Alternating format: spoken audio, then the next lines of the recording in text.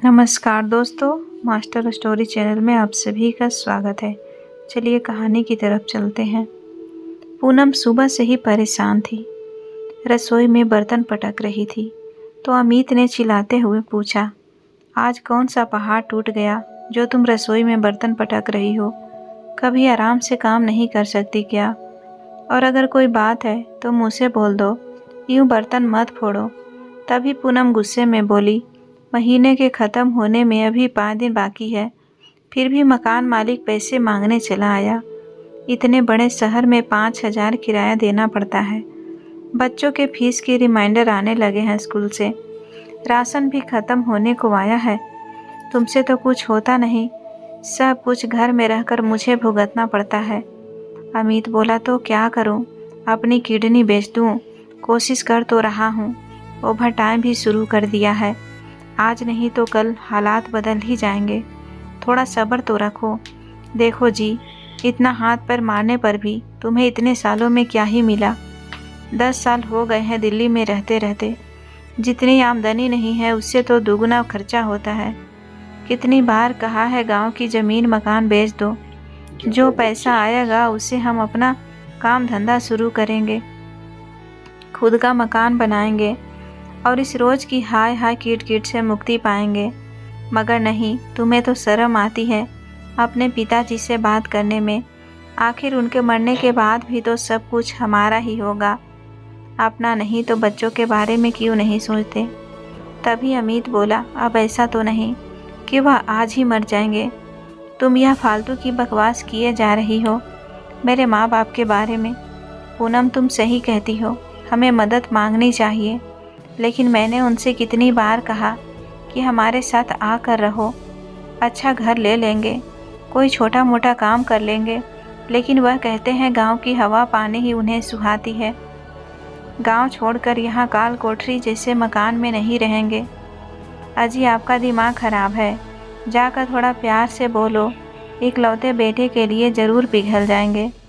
अच्छा एक काम करो, सर्दियों की छुट्टियाँ आ रही है, हम सब 10 दिन के लिए गांव चलते हैं और माँ जी से बात करेंगे। हो सकता है उन्हें मेरी बात समझ में आ जाए और हमारे बारे में सोचें। पूनम इस हालात से खुद बहुत परेशान थी। पूनम खुद गरीब परिवार से थी, लेकिन बड़े शहर में आकर उसके सपने ख्वाहिश बहुत बड़े हो गए थे।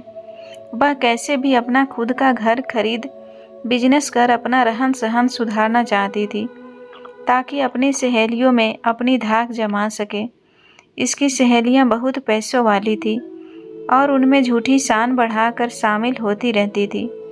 अभी कुछ दिन पहले सहेली राखी ने उसके घर पर पार्टी करने के लिए कहा। उसने जैसे तैसे तो टाल दिया, लेकिन उसकी भी इच्छा होती है कि अब मेरे घर आए, मेरा रहन सहन देखे और मैं भी सभी के सामने बोल सकूं कि मेरे पास भी सब कुछ है जो तुम लोगों के पास है। आखिर कब तक ऐसे उधारी में सामान खरीद कर शोभा करती रहूं? खैर, सभी गांव पहुंचे और अपने पापा के घर पर दस्तक दिए। बिमला जी ने दरवाज़ा खोला तो अचानक अपने बेटा बहू को और पोते को आया देख बिमला जी और राम प्रसाद जी बहुत खुश हुए। बहुत अच्छा किया बेटा जो हमसे मिलने चले आए, वरना तुम्हें तो फुर्सत ही नहीं होती कि अपने बूढ़े माँ बाप को याद कर ले। अरे बाबूजी, याद तो आपकी बहुत आती है, लेकिन क्या करूं, फैक्ट्री में काम बहुत है। सुबह का जाता हूं, रात को आता हूं, खाना भी ठीक से नहीं खा पाता हूं और घर में पूनम को भी बहुत काम रहते हैं। बच्चे संभालती है और स्कूल की छुट्टियां भी बहुत कम होती है। मगर इस बार सब कुछ छोड़ छाड़ कर हम आपसे मिलने आ गए। बिमला जी बोली, बहुत अच्छा किया बेटा। तेरे पिताजी तो यूं ही तंज कसते रहते हैं कि उनकी बातों का बुरा मत मानना। चलो तुम लोग मुंह हाथ धो लो, बढ़िया चाय नाश्ता बनाकर लाती हूँ। सब ने चाय नाश्ता किया और अपने कमरे में आराम करने चले गए। अगले दिन पूनम और अमित दोनों ही माँ बाबूजी की सेवा में लग गए। जहाँ अमित अपने पिता के संग खेती बाड़ी का मुआयना करने जाता, मकान की कीमत निकालता था, वहीं पूनम घर में अपनी सास के साथ घुल मिलकर उनके गहने रुपए पैसे के बारे में जानकारी लेती। इतना प्यार सम्मान पाकर माँ बाप दोनों धन्य हो गए। वह हमेशा सोचते थे कि बच्चों को शहर की हवा लग गई है, अब गांव की धूल मिट्टी रास क्या ही आएंगे, हम जैसे बूढ़ों को यहीं मर जाना होगा। लेकिन अपने बेटा बहू का व्यवहार देखे वे दोनों अति प्रसन्न थे। गांव वाले भी उनसे कह रहे थे कि अमित जैसा लायक बेटा है आपके पास। राम प्रसाद जी, अब तो तुम्हारे हाथ पाँव ढंग से नहीं चलते, जाकर वहीं अपनी सेवा करवाओ। हमें पूरा विश्वास है अमित तुम्हें बहुत खुश रखेगा। लोगों के मुंह से यह बात सुनकर राम प्रसाद जी फूले नहीं समाते। अपने बहू से इतनी सेवा पाकर बिमला जी के होठों पर सिर्फ पूनम बहू की ही बातें रहती। वह बड़े चाव से कभी उनके पैरों की मालिश करती, कभी सिर में तेल लगाती, चोटी करती, उनके लिए अच्छा अच्छा खाना पकाकर खिलाती। बच्चे दिन रात दादा दादी करते पीछे घूमते फिरते। इसे देख दोनों दंपति के अंदर अपने बेटा बहू और पोता पोती के साथ रहने की इच्छा जागृत हो गई। एक दिन शाम को सभी मिलकर खाना खा रहे थे। तब राम प्रसाद जी बोले, बेटा शहर में कितने कमरों का मकान है? अरे बाबूजी 2 कमरे हैं, उसी में रसोई बना रखी है। बेचारे बच्चे पढ़ने के लिए भी छत पर कभी बरामदे में बैठे रहते हैं। रात को भी एक कमरे में ही सभी सो जाते हैं। ऊपर से साफ सफाई के लिए मकान मालिक की खींच खींच अलग सुनाई पड़ती है। किराया भी इतना है कि महीने की आधी तनख्वाह उसी में चली जाती है। कभी कभी लगता है खाए क्या। फिर प्रसाद जी बोले, यह तो बड़ी परेशानी है बेटा, क्यों न हम एक काम करें, अपना गांव का यह मकान बेच देते हैं और तुम वहां बड़ा घर ले लो, सब मिलजुल कर रहेंगे। देखो तो सही, 8 दिन में मुझे इतना सुख मिला है। जब मैं हमेशा के लिए तुम्हारे पास रहूँगा तो मेरा बुढ़ापा सुधर जाएगा। जो बात कमरे में अमित हिचकिचा रहा था, वह बात खुद सामने से पिताजी ने कह दी, जिसे सुनकर पूनम और अमित दोनों पति पत्नी का ही खुशी का ठिकाना ना रहा। अपने पति की बात सुनकर बिमला जी बोली, यह तो बहुत अच्छा सोचे हैं जी, मेरे मन में भी यही था, कितनी प्यारी बहू मिली है। मैं हमेशा यही सोचती, काश इसे अपनी सेवा करने का मौका भी मिलता, मगर आप यह गांव छोड़कर नहीं जाना चाहते थे, इसीलिए मैं डर के मारे बोलती नहीं थी। अगर आपके मन में ऐसा विचार आया तो जल्दी कीजिए, इतना अच्छा मौका मैं हाथ से जाने नहीं दूंगी। हाँ पापा, इससे अच्छा और क्या होगा, हम अपने खुद के मकान में मिलजुल कर रहेंगे। फिर एक कार ले लूँगा, उसमें आपको बैठाकर मॉल, होटल, बाजार, मंदिर घूमने ले जाया करूँगा। आप ही तो देखे जलवे बड़े शहर के। सभी ठहाका लगाकर हंस पड़े। फिर अमित बोला, मगर बाबूजी मकान क्यों, खेत की ज़मीन भी बेचकर यहाँ से चलते हैं, दोबारा आने का झंझट ही नहीं रहेगा। क्या कहते हैं बेटा, ज़मीन पुरखों की निशानी है। देखता हूँ, मन तो नहीं करता, फिर भी देखता हूँ क्या कर सकता हूँ। अगले दिन उन्होंने सारी बात अपने खास दोस्त मनोहर बाबू को बताई, जो कि गांव का बड़ा किसान था। सारी बात सुनने के बाद मनोहर बाबू बोले, राम प्रसाद बेटा, बहू के साथ जीवन बिताना अच्छी बात है, उसके लिए अपना मकान खेत सब बेचकर चले जाना भी ठीक है, क्योंकि जहाँ बच्चे वहाँ माँ बाप का होना ही चाहिए। आखिर बुढ़ापे का सहारा तो वही है।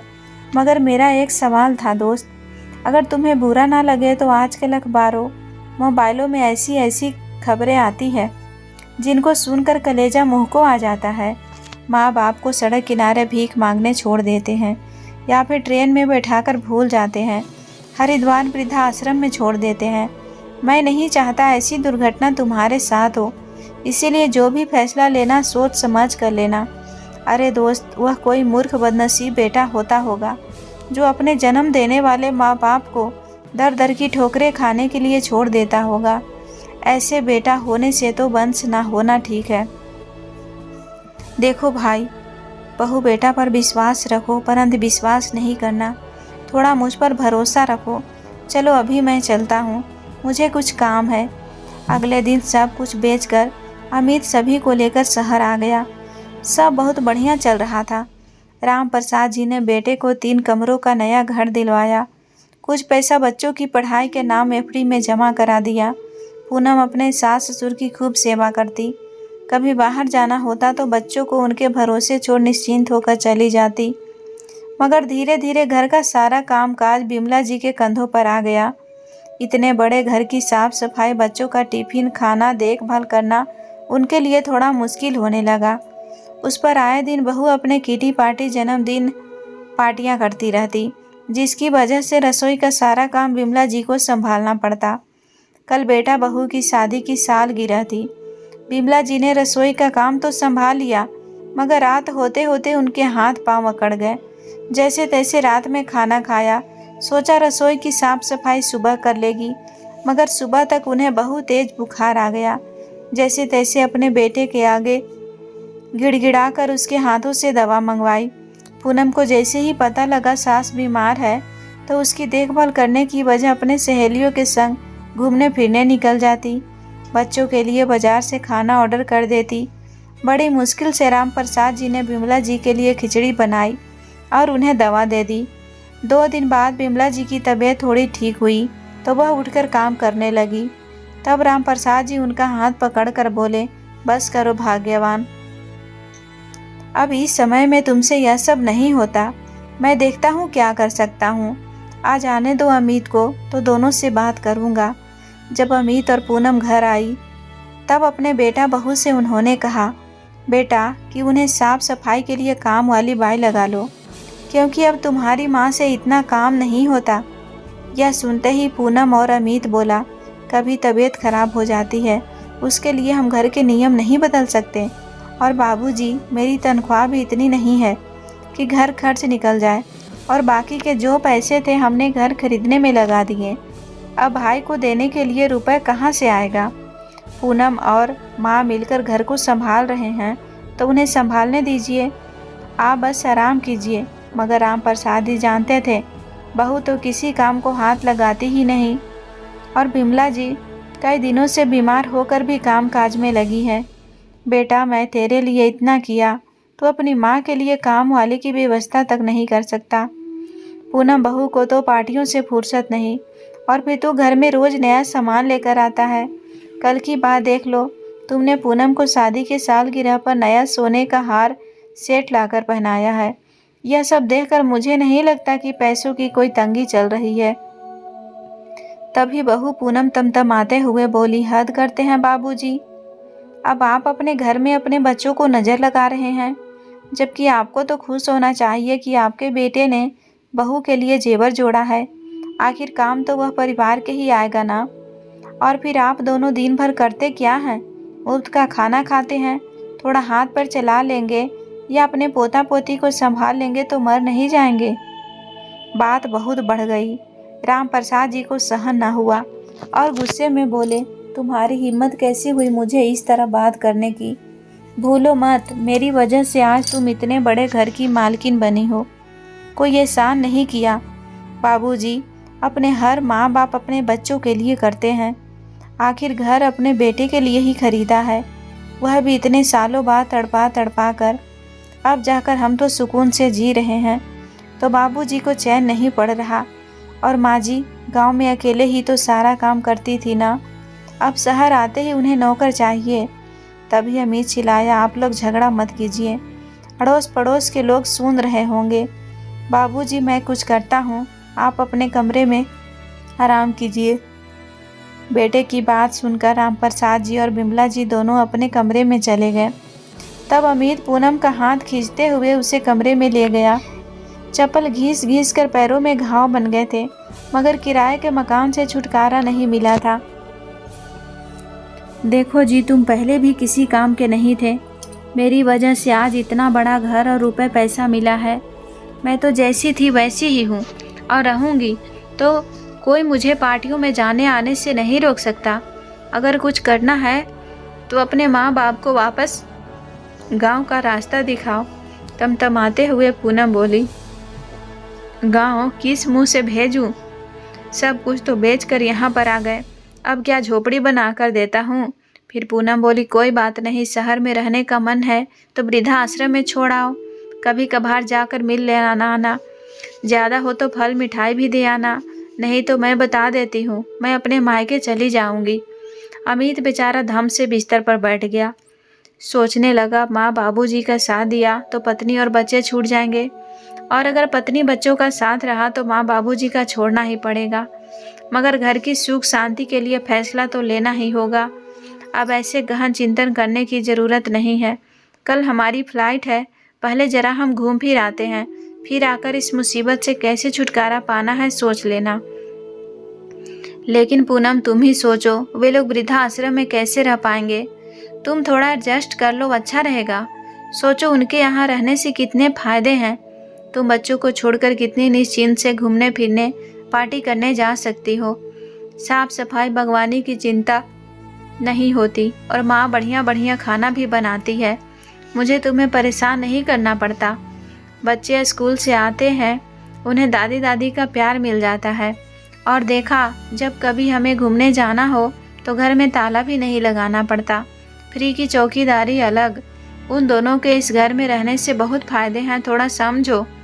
अमित लगभग गिड़गिड़ाते हुए बोला, देखो अमित, बात तो तुम्हारी 100% सही है, लेकिन आज जो तुम्हारे मम्मी पापा क्लेश किया है उसके बाद तो मैं उन्हें 5 मिनट भी बर्दाश्त नहीं करूँगी। मगर तुम कहते हो तो उन्हें हमारे घर लौटने तक इस घर में रहने की परमिशन देती हूँ, मगर उसके बाद उनका बोरिया बिस्तर यहाँ से बंद आ जाना चाहिए। और अगर तुम्हारा दिमाग कभी भी ठिकाने में नहीं आया और माता पिता के चक्कर में मुझे एडजस्ट करने को बोला तो मुझे 1 मिनट नहीं लगेगा दोनों बच्चों को यहाँ से लेकर जाने में। और दूसरा, मैं तुम तीनों पर मानहानि का केस कर दूंगी। फिर काटते रहना कोर्ट कचहरी के चक्कर। उसके बाद जीत मेरी होगी, तब देते रहना भरण पोषण के लिए गुजारा भत्ता और पड़े रहना अपने बूढ़े माँ बाप के साथ। पूनम गुस्से में पैर पटक कर कमरे में बाहर चली गई। शायद अमित के अंदर अपने माता पिता के लिए दया भाव बाकी थे, इसीलिए वह बार बार पूनम को समझाने की कोशिश कर रहा था, मगर कहीं न कहीं कमज़ोर पड़ रहा था, क्योंकि बात भी बच्चों की थी। क्या किया जाए, कुछ समझ नहीं आ रहा था। चलो फिलहाल शिमला मनाली जा रहे हैं, वहीं पर कुछ ठंडे दिमाग से सोच विचार करूँगा। ऐसा सोच अमित ने अपने कपड़े डालने शुरू कर दिया। अगले दिन चारों घर से निकलने लगे तो बिमला जी बोली, अरे बच्चों, मैं तुम लोगों के लिए नाश्ता तैयार कर दिया हूँ, अचानक कहाँ जा रहे हो? कुछ डर कर बोली, माँ जी ज़रूरी था ना आपको टोकना। खैर अगर इतना ही प्यार था तो कल इतना चिल्लम चिल्ली करने की ज़रूरत क्या थी? कल तो बाबूजी को बड़ा कष्ट हो रहा था आपके काम करने से, और आज आप हमारे लिए नाश्ता तैयार कर रही हैं। इतना एहसान मत कीजिए हम पर, और वैसे भी आपके हाथ के बने खाना खाने के लिए भूखे नहीं बैठे रहेंगे हम जिंदगी भर। तमतमाते हुए पूनम बोली, पूनम थोड़ा चुप हो जाओ माँ, वह हम शिमला जा रहे हैं, बच्चों की छुट्टियाँ थी तो सोचा थोड़ा घूम कर आते हैं। आप लोग अपना ध्यान रखिएगा, हम चलते हैं, अमित ने कहा। अमित सबको लेकर बाहर गाड़ी के पास चला जाता है, मगर तभी बिमला जी ने देखा कि अमित किसी काम से अपने कमरे में वापस आया है, तो बिमला जी दौड़कर रसोई में गई। बड़ा सा खाने का डब्बा पैक कर राम प्रसाद जी से बोली, सुनिए जी, अभी वे लोग निकले नहीं हैं, एक काम कीजिए, यह डब्बा उन लोगों को बाहर पहुंचा दीजिए। मेरे पाँव में दर्द है, वरना मैं ही चली जाती। राम प्रसाद जी गुस्से में बोले, वाह, देखें तुमने अपनी बहू के किस तरह अपने बाप समान ससुर से जुबान लड़ा रही थी, और अब तुम चाहती हो कि मैं नौकरों की तरह उसे खाना देने जाऊं। अभी ना यही सब आपके बेटे ने किया होता तो थोड़ा भी नहीं सोचते। वह बेचारी एडजस्ट कर रही है, पहले अकेली रहती थी। तुम्हारे नाटक भी तो कम नहीं हैं। देखो जी, सब कुछ एक तरफ, मेरे पोता पोती को और भूख नहीं देख सकती। गुस्से में उसने सुबह बच्चों को दूध भी नहीं पीने दिया। बेचारे हम बड़ों की सज़ा छोटे नन्हे मुन्हे मेरे बच्चे भुगत रहे हैं। यह भूखे रहे मैं सहन कर पाऊंगी। चलिए जाइए, खाने का डिब्बा दे कर आइए। राम प्रसाद जी गुस्से में बोले, तुम जैसी जिद्दी औरत के कारण ही मेरा जीवन खराब हो गया। तुम ही जिद करती थी शहर चलो शहर चलो, बहू बेटा के पास रहेंगे। देख लिया परिणाम, कैसी बहू है और कैसा बेटा। बहू के आगे क्यों नहीं बोलता तुम्हारा जोरू का गुलाम। जी आप अपनी रामायण थोड़ी देर के लिए बंद कर दीजिए। अच्छा ठीक है, बहू के पास नहीं जाना तो बेटा कमरे में है, दे आइए। लगता है पैसे भूल गया है, बहू जल्दी में था, जाइए कमरे में ही टिफिन थमा दीजिए। कहना माँ ने दिया है, रख लेगा। उसे भी पता है बच्चे भूखे हैं। जाओ अब देर मत करो। खड़े खड़े मेरा मुंह क्या देख रहे हो? धक्का देते हुए रामप्रसाद जी को अमित के कमरे में भेज देती है। ना चाहते हुए भी वह बेटे के कमरे की तरफ पहुँचे। तभी उन्हें अमित की आवाज़ आई, यार तू मेरी समस्या समझ, मामला बहुत गंभीर है। पत्नी मेरे माता पिता के साथ रहना नहीं चाहती, घर में कलेश होते रहते हैं, समझ नहीं आता क्या करूं। कल तो उसने यह भी कह दिया कि अगर शिमला से आने के बाद उन्हें यहाँ देखा तो घर छोड़कर चली जाएगी। अब तू ही बता कि मैं क्या करूं। तभी उसका दोस्त बोला, अरे यार यह तो आजकल के आए दिन के नाटक हैं। जवान लोग बूढ़े लोगों के साथ रहना नहीं चाहते। इतने गंभीर समस्या भी नहीं जितने तूने बना रखी है। उन लोगों ने अपनी ज़िंदगी जी ली है और अब तुम लोगों को जीनी है। कब तक घर में लड़ाई झगड़ा करते रहोगे? बच्चों पर क्या असर पड़ेगा? मेरी माँ तो यह बहुत ही अच्छा सुझाव है, उस पर अमल कर। अमित ने कहा, सच में यार ऐसा हो सकता है? किसी को कुछ बुरा तो नहीं लगेगा? वहाँ इतनी सुविधा मिलेगी? फिर दोस्त ने कहा, क्यों लगेगा, बल्कि वह लोग तो बहुत सुखी से रहेंगे। अब तू जा छुट्टियाँ मना, इतनी चिंता मत कर, मैं हूँ ना, सब देख लूँगा। हाँ यार तूने तो मेरी सारी चिंता ही ख़त्म कर दी। ठीक है, शिमला से आते ही तू सब संभाल लेना। हाँ हाँ सब संभाल लूँगा, चल अब रखता हूँ, बाय। उसने फ़ोन रख दिया। इधर तसल्ली करता हुआ अमित जैसे ही कमरे से बाहर निकला, अरे बाबूजी आप यहाँ क्या कर रहे हैं? अमित ने पूछा। वही तो समझ में नहीं आ रहा बेटा कि मैं यहाँ क्या कर रहा हूँ।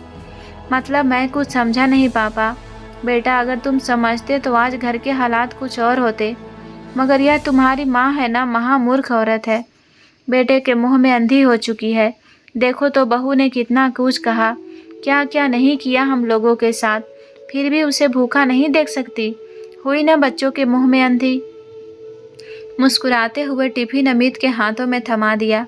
खा लेना बेटा, रास्ते में माँ का प्यार है, शायद तुम्हारी भूख मिट जाए। वैसे तो आजकल सब इतने भूखे हो गए हैं कि उन्हें खाना, रुपए, पैसा, मकान, जमीन, जायदाद, खेत खलियान सब कुछ मिल जाए फिर भी उनकी भूख खत्म नहीं होती। बाबूजी यह क्या पहेलियाँ बुझा रहे हैं? मुझे देर हो रही है, मैं निकलता हूँ, बोलकर अमित वहाँ से चला गया।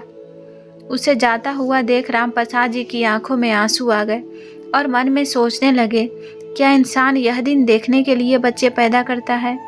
क्या हुआ जी, बच्चों की याद आ रही है। जब से वो गए हैं मेरा भी मन बड़ा बेचैन है।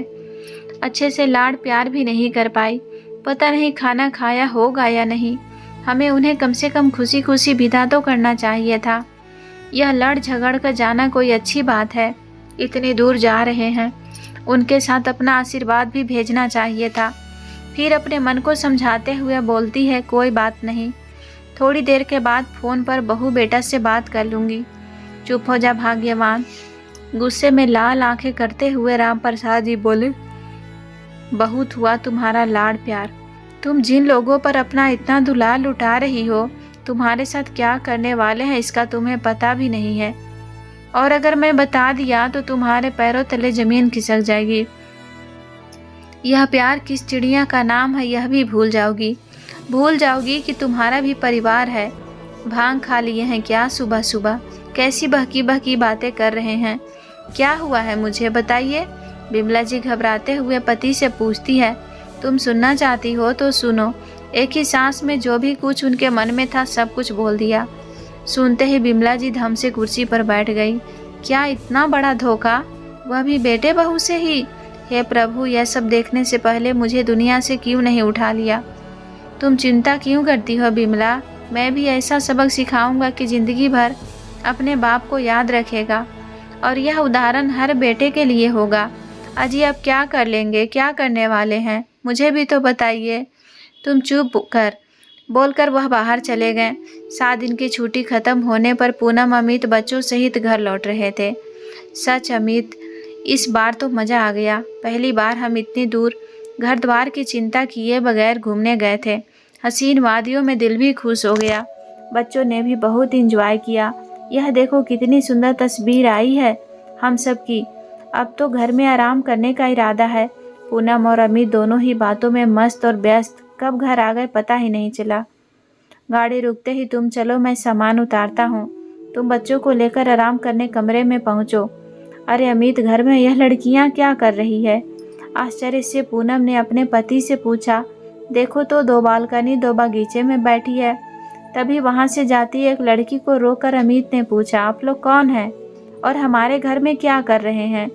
यहाँ तो हमारे माँ बाबा जी रहते हैं, आप यहाँ किसकी इजाज़त से घूम रही हैं? भैया, यह घर तो राम प्रसाद जी का है, उन्होंने हमें किराए पर दिया है। हम लोग पास के ही कॉलेज में पढ़ते हैं, घर दूसरे शहर में है। यह घर कॉलेज के पास है, इसीलिए यहाँ कमरा किराए पर लिया है। वैसे आप लोग कौन? पहले तो कभी देखा नहीं, कमरा किराए पर दिया है। यह बात सुनकर अमित पूनम दोनों के तोते उड़ गए। यह माँ बाबूजी ने क्या कर डाला? घर किराए पर दे दिया, वह भी हमसे बिना पूछे। उनकी इतनी हिम्मत। बहू बेटा दोनों गुस्से में तमतमाते हुए घर के अंदर प्रवेश किए तो देखे मम्मी पापा टेबल पर बैठे चाय नाश्ता कर रहे थे। माँ बाबूजी बेटे के जाते ही घर को हॉस्टल बना दिया। आखिर आपने यह सब किसके पूछ के किया? और माँ बाबूजी इस उम्र में सठिया गए हैं, आपने बिना हमसे पूछे लड़कियों को कमरा किराए पर दे दिया। फिर पूनम भी गुस्से में चिल्लाई, मेरा कमरा इन लड़कियों को दे दिया, मेरा सारा सामान कहाँ है?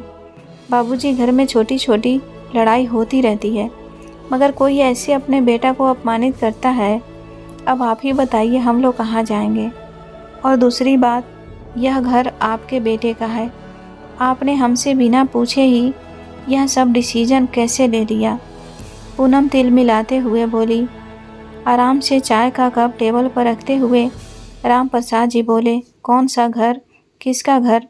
तुम लोग की घर की बात कर रहे हो, और मुझे कुछ भी करना है उसके लिए तुम लोगों से पूछने की ज़रूरत नहीं है। और फिर तुम दोनों को जो करना चाहते थे वह मैंने कर दिया।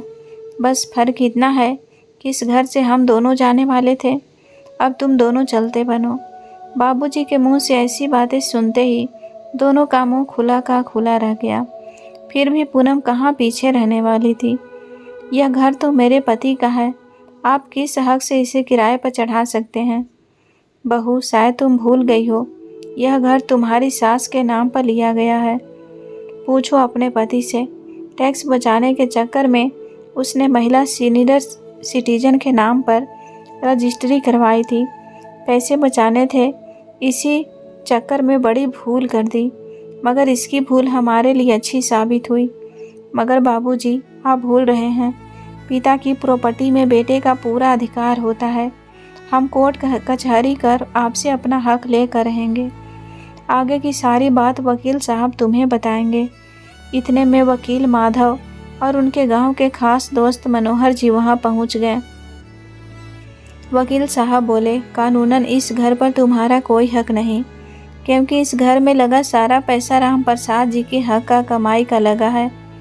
इसके गवाह खुद मनोहर जी हैं, जिन्होंने खेत की ज़मीन खरीदी है।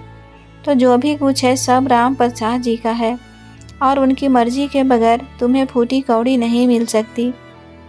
करते रहो लाख कोर्ट केस, सारी हाथ से जाते हुए देख। पूनम बोली, गिरगिट की तरह अपना रंग बदल। माँ बाबूजी, आखिर गलती तो बच्चों से ही होती है, बड़ों का फर्ज है उनकी गलती पर उन्हें समझाए डांटे, मगर इस तरह हमें बेघर कर देना गलत है। कुछ नहीं तो आप अपने पोता पोती की सोचिए, क्या करेंगे, कहाँ जाएंगे बेचारे। हाँ बाबूजी, ज़रूर कोई गलत फहमी हुई है और उसके चलते आप इतना बड़ा कदम उठा रहे हैं। छोटे मोटे झगड़ा आखिर किस घर में नहीं होता, उन्हें सुलझाना चाहिए, ना कि दूसरों को बुलाकर घर में तमाशा करना चाहिए। इसका इशारा वकील साहब और दोस्त मनोहर जी पर था। आप समझाइए बाबूजी, बाहर वाले लोग आकर सिर पर हंसी उड़ाते हैं, घर वाले होते हैं जो एक दूसरे की समस्या को समझ सकते हैं। आज तक चुप रहने वाली बिमला जी बोल पड़ी, वाह बेटा, तेरी नसीहत सुनकर तो मैं बहुत खुश हुई। कम से कम तुझ में इतनी अकल है, आज जान गए कि बाहर वाले और घर वाले में क्या फ़र्क होता है। लेकिन अब तू मेरी नसीहत सुन। अपने बेटा बहू पर यकीन करके मैं दुनिया की सबसे बड़ी गलती की। तुम लोगों पर इतना भरोसा किया, सब कुछ वार दिया, तुम्हारे बाबूजी से भी लड़ाई की, हर बार यही कहती रही कि शांति बनाए रखो, घर का मामला है सुलझ जाएगा, मगर तुमने तो हमें वृद्धा आश्रम भेजने का पूरा इंतजाम कर लिया था। अमित और पूनम एक दूसरे की शक्ल देखने लगे। तब राम प्रसाद जी बोले, घबराओ मत बेटा, यह बात तो मैं उसी दिन सुन ली थी जिस दिन तुम शिमला जाने के लिए निकल रहे थे। चाहता तो मैं उसी दिन तुम दोनों को घर से बाहर निकाल देता, लेकिन तुम मुझे आश्चर्यचकित करते। उससे पहले ही मैं तुम्हें हैरान कर डाला। मैं तुम्हें बताना चाहता था कि प्लान तुम ही नहीं मैं भी बना सकता हूँ। अब तुम ज़्यादा देर मत करो, तुम्हारा सामान स्टोर रूम में पड़ा है, फटाफट उठाए और चलते बनो। मगर बाबूजी, मैं कहाँ जाऊँगा? इसकी चिंता तब करनी चाहिए थी जब तुम अपने बूढ़े माँ बाप को घर से निकालने का सोच रहे थे। बेटा, अगर ऐसा होता तो मैं भी तुम्हारे दादा दादी को निकाल देता, मगर मैं ताउम्र भर उनकी सेवा की। यह सब तुमने अपनी आंखों से देखा है, फिर तुम ऐसा कैसे कर सकते हो? चलो मान लेते हैं तुम्हें अलग रहना था, तो साफ साफ बता देता, हम लोग अपना इंतजाम कहीं और कर लेते। मगर इस तरह हमें घर से बेघर करने के तरीके तुम्हें नहीं आजमानी चाहिए थी। अब इसकी सज़ा तो तुम्हें मिलेगी। माँ, आप ही समझाइए ना पापा को। मेरे पास तो इतना पैसा भी नहीं है कि मैं 1 महीने का किराया दे सकूं। जो था सब खर्चा कर दिया। बेटा, यह तो पहले सोचना चाहिए था ना। जो भी खर्चा पिछले 1 साल से कर रहे थे वह बाबूजी की मेहनत के थे। बहू, केस तो मैं करूँगी तुम पर। वकील साहब, फटाफट केस बनाइए। बेटा, बहू द्वारा घर से निकाल देने की साजिश। हमारे पैसों से प्लॉट और गहने खरीदे गए। छुट्टियां मनाने में सारा पैसा वसूल करना है। बहू बेटा पर मानहानि का केस किए। विमला जी ने कठोर शब्दों से कहा। अब तो पूनम के मुंह से कोई शब्द ना बचे। हर बात पर कोर्ट कचहरी की धमकी देती थी। आज बहू सास के मुंह से वही सब सुन उसे एहसास हुआ कि कितनी गलती करती थी। पैसे और गहनों के लालच में इतनी अंधी हो गई थी कि बूढ़े सास ससुर का मोहरा बनाकर इस्तेमाल कर रही थी। पैसों के लिए गांव से लाई और शहर लाकर नौकरों से भी बुरा बर्ताव किया। इतने से भी जब मन नहीं भरा तो दोनों को वृद्धा आश्रम में भेजने की योजना बना डाली। हम जिम्मेदारियां से मुक्त जीवन जीने की कोशिश में लगे रहें, मगर भूल गई जिम्मेदारियां कभी खत्म नहीं होती। तब हाथ जोड़कर अपने सास ससुर से बोली, माँ बाबूजी, आपने जो किया अच्छा किया, हम इसी लायक हैं। मुझे तो अमित ने कई बार रोका भी, मगर मैं नहीं मानी। मेरी वजह से आज एक बेटे पर से माँ बाप का भरोसा उठ गया है। सोचती हूँ अगर कल को यही सब मेरे साथ हुआ होता तो, मगर अब मैं अपनी भूल सुधारने की कोशिश करूँगी। सिर्फ इसीलिए नहीं कि मुझे रुपया पैसा चाहिए, बल्कि इसीलिए कि देवता समान माता पिता का दिल दुखाने का प्रायश्चित करना है।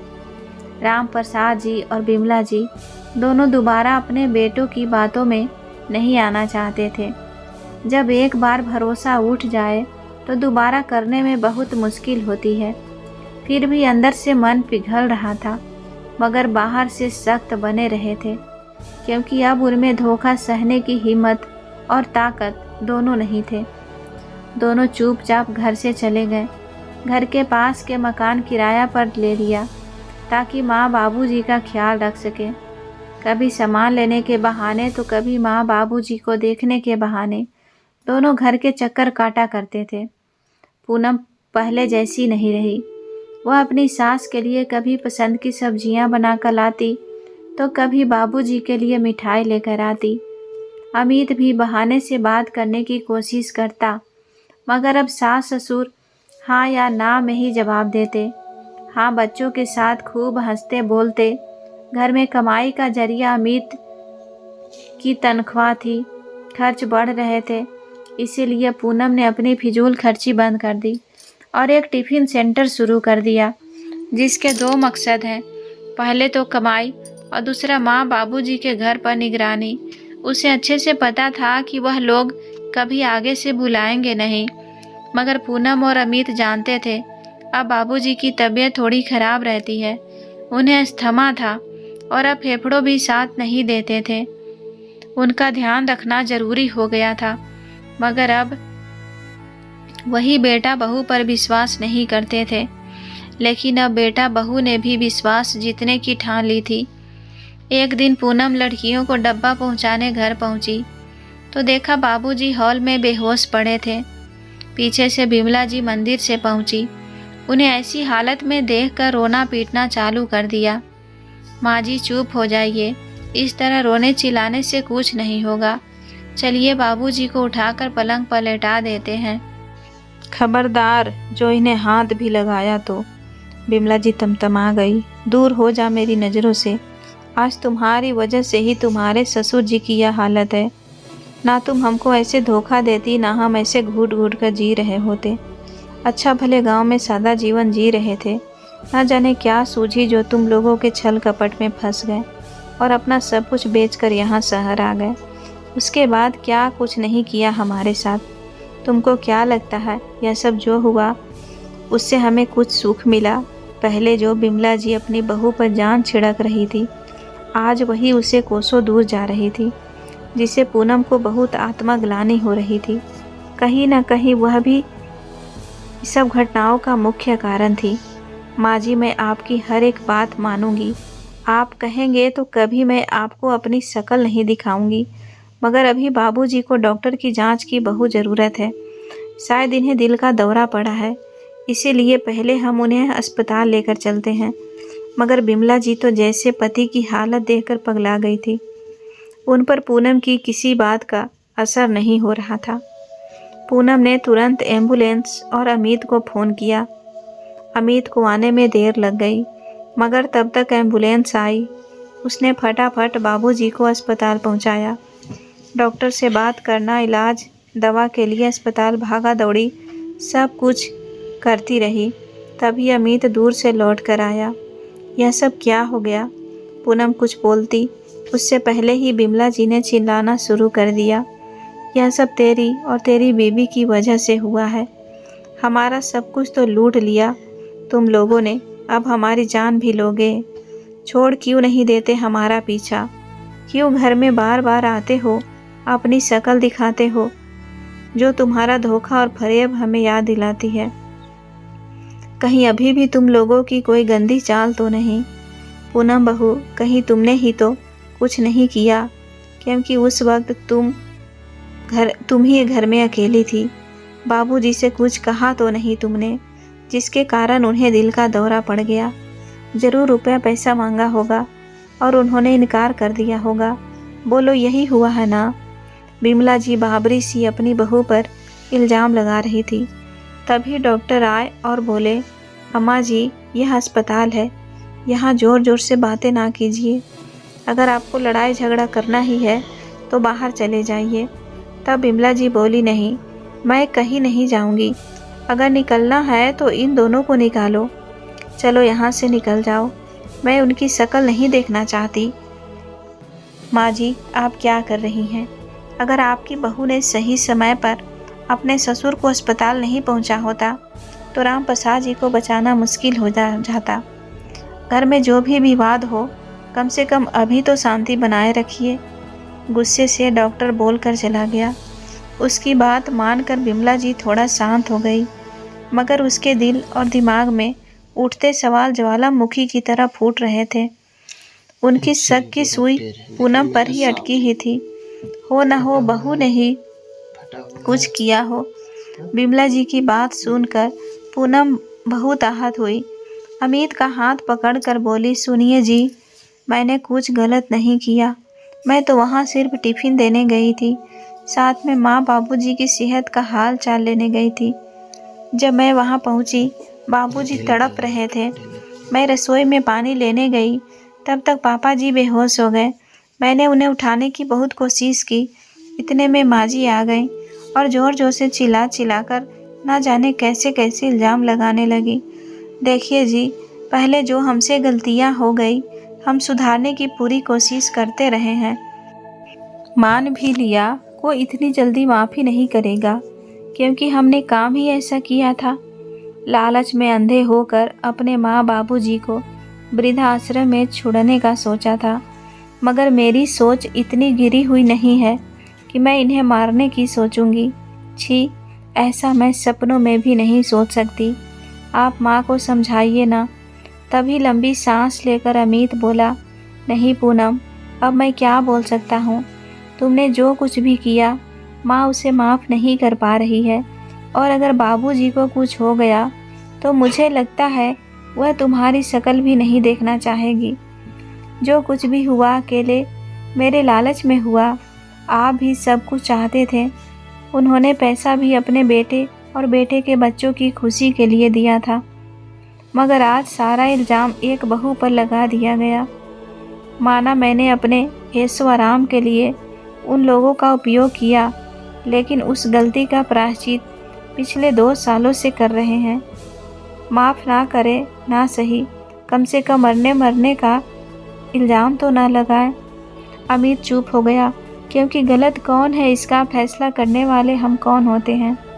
वक्त के आगे सब हार चुके थे। बाबूजी ने ना जाने कितनी बार अमित व्यापार के लिए पैसे मांग चुका था, मगर वह कभी देने को राजी नहीं होते थे। इसीलिए उसे छोटी नौकरी पर गुजारा करना पड़ा और बच्चों का पालन पोषण करना भारी हो रहा था। धीरे धीरे सब ख्वाहिश बढ़ती गई, तो अमित पूरा नहीं कर पा रहा था। कहीं न कहीं मलाल तो उसे भी था। शहर की ज़िंदगी जीने का पैसा ही सब कुछ होता है। अगर आपके पास पैसा नहीं हो तो कोई आपको पूछता नहीं। सोसाइटी में अपना दबदबा बनाने के लिए ज़्यादा नहीं तो दिखावे के लायक पैसा तो होना ज़रूरी है। पूनम ही क्यों, उसके भी तो शौक़ थे। अच्छा खाना पीना, अच्छे कपड़े लेना, उसका मन भी कतराता था, मगर नौकरी से यह सब करना मुमकिन नहीं था। जब भी बाबूजी पैसा देने के लिए मना करते थे, अमित मन महसूस कर रह जाता था। कहीं न कहीं बाबूजी भी तो बेटे के गुनहगार हैं। सही समय पर बेटे की मदद कर देते तो आज इस स्थिति में ना होते। बाबूजी के आज हाथ पांव चलना बंद हो गए। तब उन्होंने फैसला किया कि हम सब कुछ बेचकर बेटे के साथ शहर में रहेंगे। आखिर आराम तो वह भी चाहते थे। जब उनकी मर्जी थी तब उन्होंने पैसा दिया। अब जब इतने सालों बाद खुद का घर ख्वाहिश पूरी करने लायक पैसा मिला तो एंजॉय करने लगे। माता पिता को टोका टाकी बुरी लगने लगी। दिन रात एक ही ताना देते, हमारा पैसा उड़ा दिया, और इसी उलझने से चलते दूसरे की सलाह लेने लगे। तब लगा माँ बाबूजी को वृद्धाश्रम भेज देते हैं। गलत था, मगर कोई चारा भी नहीं था। माँ बाबूजी ने भी ठीक किया। बहू बेटा को सबक सिखाया, मगर अब कब तक एक ही बात का इल्ज़ाम ढोना पड़ेगा, एक भी समझ नहीं आ रहा था।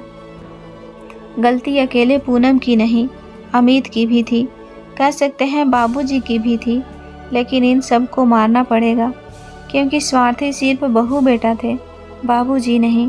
तभी नर्स अमित के हाथ में एक फॉर्म पकड़ा कर चली गई। बोली, इससे भर दीजिए, राम प्रसाद जी के दिल का ऑपरेशन होना है। 2 लाख रुपए अभी जमा करना होगा, बाकी बचा पैसा ऑपरेशन के बाद दे दीजिएगा।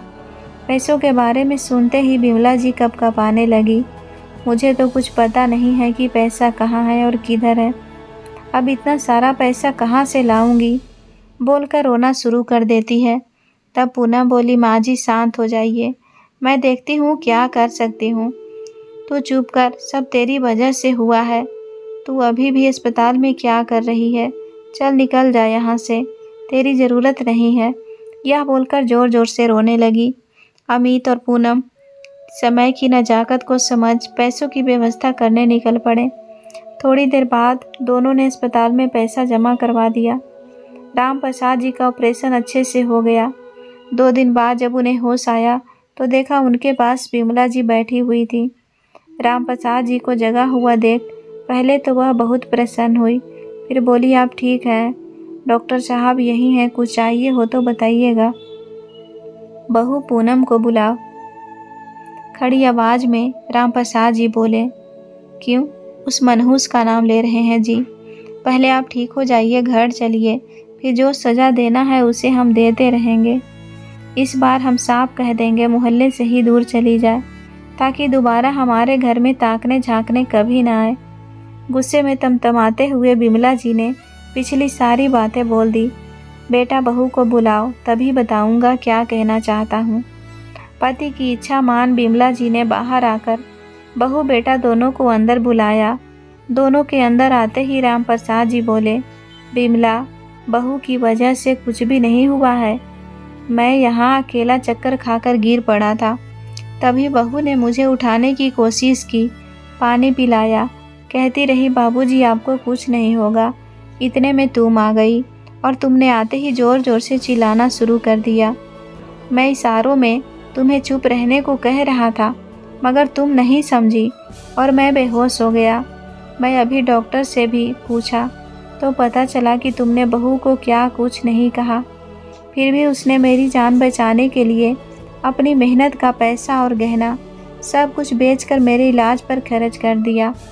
इस बात का सबूत है कि बहू सच में अपनी गलती का पश्चाताप कर रही है, ना कि हमारे घर आकर हमसे रुपए पैसा लूटना चाहती है। अभी तक जो हुआ उसे भूलने में भलाई है।